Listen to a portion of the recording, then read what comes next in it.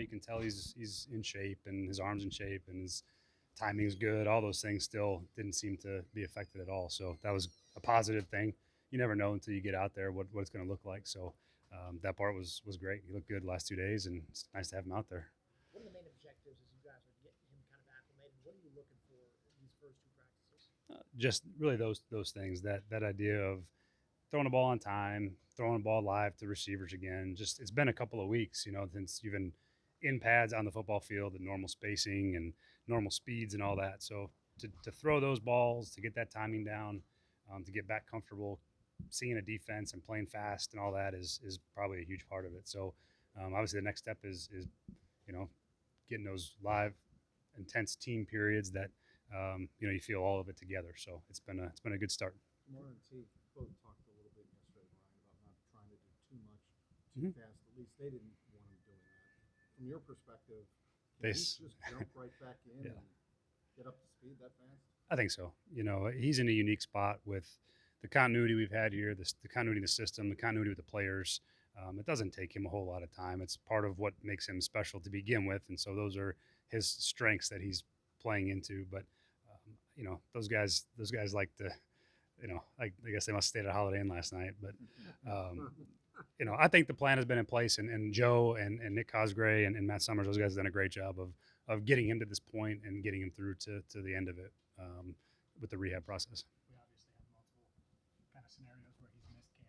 Mhm. It's not like last year he was able to do stuff, Mhm. and so that's got to be a big benefit. It's not like he couldn't lift or throw or do things like that. Yeah, physically he's in a much different place than last year too. Obviously, extremely different circumstances, but to have relative physical health outside of your a muscle strain is a bonus because last year was very different. It was a surgery and it was a sickness and all that stuff that goes into play. So it's a little easier to kind of get back on the bike and ride than it was maybe last year. So that part's been good to see. He's proven that that's where he's at as far as getting out and throwing on time and throwing velocity. All that stuff is all still there. So that's good. Were you able to get him into team today? Team periods. Yeah, he's in and around it. He's not doing a ton. We're still being real cautious about having people around him and having to react, with the burst and the suddenness that could come up in a team period. So we're just trying to be smart about that process. So you got him in a team setting, but not a. Yeah, not we a just full team. be smart about what we're asking to do and when. It's now we get a handful of days ahead of us still to recover, and we get a chance to come back ready to work on Monday. Would you want him in team situations? Is that Oh, I think he wants to. I think he wants to be as much as possible. We're just trying to be smart about when and where those things occur until he's fully good to go, and so we'll be smart about it. What does he need to be ready for Cleveland? Though? Would he need one of the or two of those days? Oh, I'm sure he would. I'm sure he would prefer that. Yeah, I mean that would be ideal. But I think he's in a good place, and we got a good plan in place for him to get ready for week one. Kind of putting the injury completely aside, is there a part of Burrow's game or something about Burrow that you're really excited to see this year? I mean, I'm just excited to see him throwing the football at this point. No, I think there's a lot of things that I'm excited about. I think he plays the position in a unique manner, and to be able to watch him play on time and throw with the timing and anticipation that he does is pretty unique. And those are always my favorite ones from the time he got here till now, and he's only gotten better. So I think that I just like to see him play football. It's fun. What did you like about Will Greer, and what do you remember about maybe evaluating him when he was coming out of college? Yeah, there's a lot to like about Will. I mean, he had a successful college career. I was pretty high on him just as a personal evaluation coming out of college. He's got great feel. You can see when he goes and plays games, there's something else about him when he plays. He's got a little edge to him. He's really smart. I'm happy he's here. I think he's going to help us. But yeah, I've been a fan of his, just a quarterback play. I like to watch him.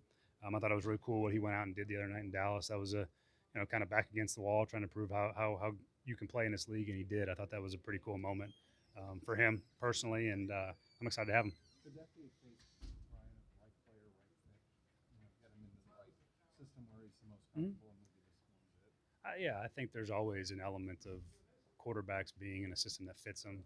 I think he's done a pretty good job.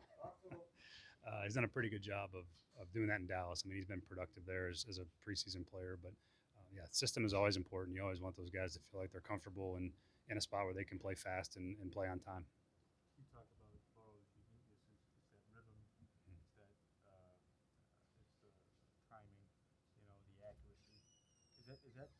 that the thing that's harmed the most by him being out so long?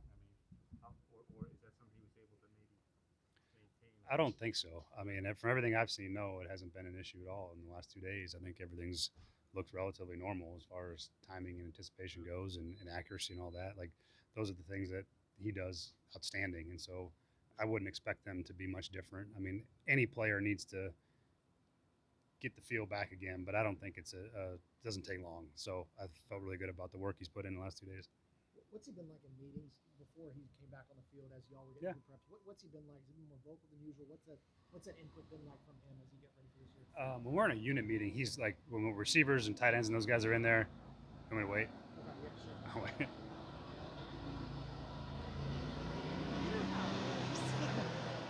I don't want to screw up your microphones.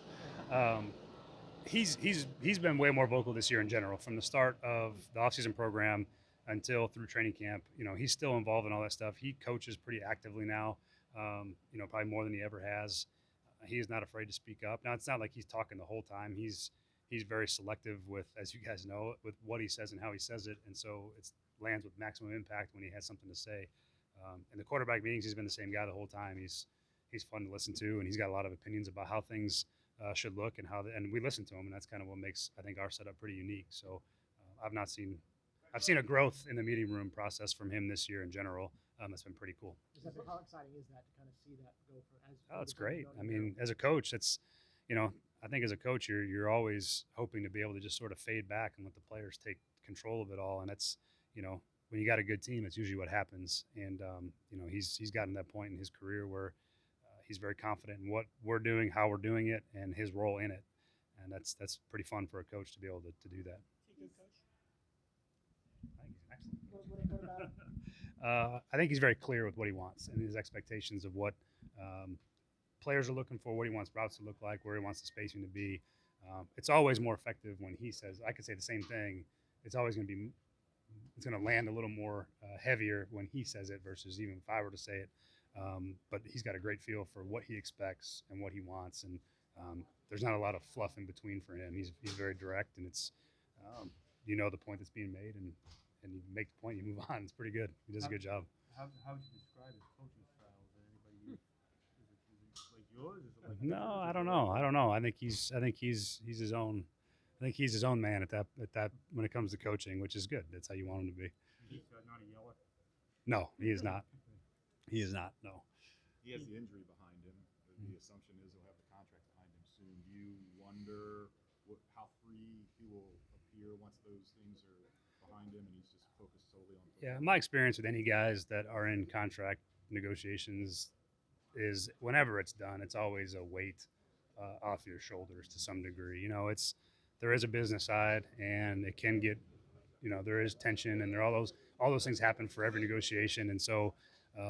There's when it's all said and done and everyone's happy and the deal is signed, everything feels great, and there's generally a weight lifted.